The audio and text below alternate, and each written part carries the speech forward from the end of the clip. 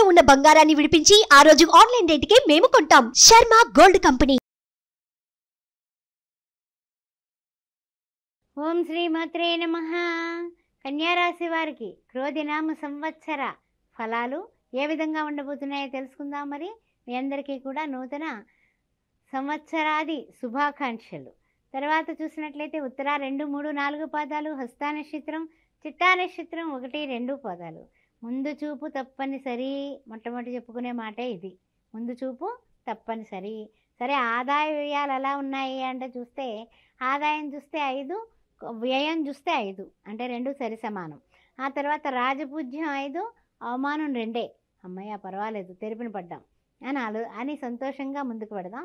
తర్వాత ఏంటంటే కనుక కొన్ని విషయాలలో అంటే ఏమిటంటే కనుక అకాల భోజనాలు చేసి అకాల నిద్రపోవడం వల్ల మీకు అనారోగ్య పరిస్థితులు ఉగాది నుంచి కూడా కొంచెం చిరాకులు ఆరోగ్య విషయంలో వచ్చే అవకాశాలు కనపడుతున్నాయి. జాగ్రత్తగా ఉండండి.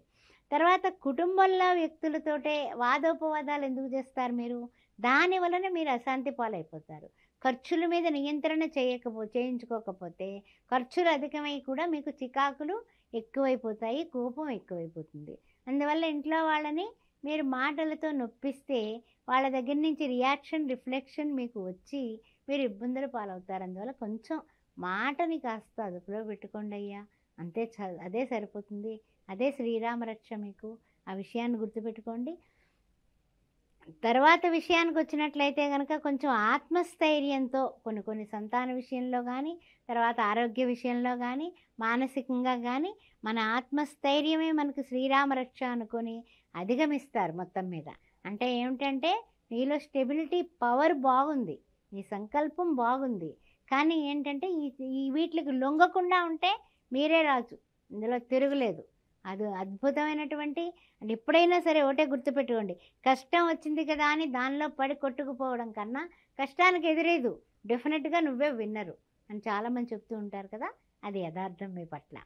తర్వాత చూసినట్లయితే కనుక మనకి జూన్ నుంచి కుటుంబంలో ఆర్థిక పరిస్థితులు అన్నీ కూడా మనకి ఒక కొలిక్కి వచ్చి ఈ డిస్టర్బెన్స్లు అన్నీ పోయి ఆ తర్వాత మనం కొంచెం అమ్మయ్య పర్వాలేదు, ఏం పర్వాలేదు అని ఒక ఆనందాన్ని పొందేటటువంటి శుభ సూచనలన్నీ జూన్ నెల నుంచి స్టార్ట్ అవుతాయి.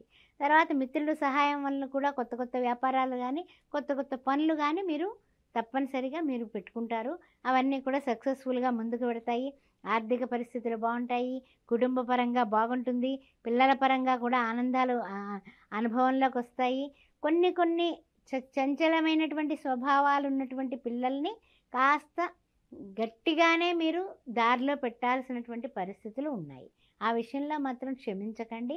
ఎవరితో స్నేహం చేస్తున్నారో గట్టిగా చూడండి, లేకపోతే కనుక మన పిల్లలు మన చేయి జారిపోయే అవకాశం కనిపిస్తుంది. Be careful. తర్వాత విషయానికి వస్తే కనుక సంఘంలో మీ మాట పెరగడం, సెక్యులేషన్స్లో మీకు బ్రహ్మాండమైనటువంటి ఆదాయాలు పెరగడం, అన్ని విజయాల పరంపర మొదలైందనుకోండి, బీ హ్యాపీగా ఉంటారు. అన్నీ బాగున్నాయి, అంతా బాగుంది అనుకునేటప్పటికీ ఆగస్టు నెలలో కొంచెం అనుకోని విధంగా ట్రాన్స్ఫర్లు రావడం, తర్వాత మీ యొక్క సూతకం వస్తుంది. మీకు ఏ వైపు నుంచి వస్తుంది అనేది నేను చెప్పను, కానీ సూతకం అయితే వస్తుంది. ఆ విషయం గుర్తుపెట్టుకోండి. తర్వాత ఏంటంటే అనవసరమైన ఖర్చులు. తర్వాత ఏదైనా సరే మనం చెప్పినటువంటి సలహా మనం మంచిగా చెప్పినా సరే అవతల వాళ్ళు మన మీద అపనిందలు వేయటం, ఇలాంటివన్నీ ఆగస్టు నెలలో మళ్ళీ తలకాయ నొప్పులు స్టార్ట్ అయిపోతాయి. తర్వాత ఏంటంటే గృహం కానీ లేకపోతే ఉన్న ఊరు కానీ విడిచిపెట్టేసి వేరే చోటుకు వెళ్ళేటటువంటి స్థాన చలనాలు కనిపిస్తున్నాయి. ఏదో ఒక ఇబ్బంది, ఏదో ఒక సమస్య, దాని వలన కూడా మనకి తలకాయ నొప్పులు ఎక్కువగా కనిపిస్తున్నాయి. ఇక చూసినట్లయితే కనుక మనకి నిరుద్యోగులకు కూడా ఉద్యోగావకాశాలు, వచ్చిన అవకాశం మీరు వదులుకోకుండా తర్వాత నేను చేరతాను, ఇది తక్కువ ప్యాకేజ్ ఇంకా ఎక్కువ ప్యాకేజ్, ఆ విధంగా ఉంటే మీకు ఉద్యోగం కష్టమవుతుంది. అందువల్ల తప్పనిసరిగా ఏదొస్తే దానిలో జాయిన్ అయిపోండి. ఆ విషయం చెప్పదగిన సూచన. తర్వాత విషయానికి వచ్చినట్లయితే కనుక ఇతరులకు సహాయపడి మీరు ఇబ్బందుల్లో చిక్కుల్లో పడతారు. ఆ విషయం గుర్తుపెట్టుకోండి. తర్వాత ఏంటంటే మీరు టెన్షన్స్ తీసుకుంటారు, మధ్యవర్తిగా సంతకం పెట్టేస్తారు. ఆ తర్వాత ఏముంది, వాడు కట్టడు, మనం కట్టాల్సి వస్తుంది. ఇంకంతకన్నా ఏముంది చెప్పండి. ఇందువల్ల కొంచెం జాగ్రత్తగా ఉండండి. తర్వాత ఏంటంటే మళ్ళీ సెప్టెంబర్లో ఈ తలకాయ నొప్పులన్నీ పడి ఆగస్టులో తిప్పలు పడి అక్టోబర్ కుస్తుల్లోకి కొంచెం పరిస్థితులు మళ్ళీ మనకి కాస్తంత మనకి అంటే మళ్ళీ గాడిలో పడతాం అనుకోండి, అందులో ఇంకేం పెద్ద విషయం కాదు. అన్ని రంగాల్లోనే మళ్ళీ మీరు విజయ కేతనం ఎగరేస్తారు అక్టోబర్ నెలస్తుల్లోకి. నిర్మాణ పనులన్నీ కూడా మొదలు పెడతారు నవంబర్లో. ఆస్తుల విషయంలో కూడా పర్వాలేదు, బాగానే ఉంటాయి. కొనుగోలు చేస్తారు, అంటే లాభాల బాటలో మీరు ఉన్నారు. నవంబర్ డిసెంబర్ వస్తుల్లోకి ఆర్థిక లాభాలు బాగుంటాయి, బంధుమిత్రులందరూ కలుస్తారు, అన్ని విధాలా కూడా చాలా చక్కగా సజావుగా ముందుకు వెళ్ళిపోతూ ఉంటుంది. అయితే ఏంటంటే గృహ నిర్మాణాలు మాత్రం పూర్తి చేసేస్తారు. అయితే నూతన వ్యవసాయ మార్గాల మీద వ్యవసాయదారులు కొత్తగా దృష్టి పెడతారు, సక్సెస్ అవుతారు. గుర్తుపెట్టుకోండి, ఎప్పుడూ చేసేదే కాదు, కొత్త మార్గం మీదకి పెడతారు. అదేవిధంగా జనవరి వస్తుల్లోకి విదేశీ ప్రయత్నాలు అనుకూలంగా ఉన్నాయి. ఆ తర్వాత చూసినట్లయితే కనుక ఆదాయం కూడా బాగుంది, ఆరోగ్యం బాగుంది, కుటుంబంలో ఏకవాక్య పరిపాలన, నూతన ఆంగ్ల సంవత్సరంలో అంతా బాగుందని చెప్పొచ్చు. ఆ తర్వాత చూసినట్లయితే కనుక ఫిబ్రవరిలో మాత్రం అండి కొంచెం అప్పులు, తర్వాత అనారోగ్యం, ఆ తర్వాత రుణభారం, శత్రుభారం, ఇలాంటివి ఫిబ్రవరి నెలలో మీరు ఎదుర్కొంటారు. అమ్మయ్య 4 నెలల 5 నెలల నుంచి బ్రహ్మాండంగా ఉంది, ఏంటి తలనొప్పిరా భగవంతుడా అని తలపట్టు కూర్చుంటారు.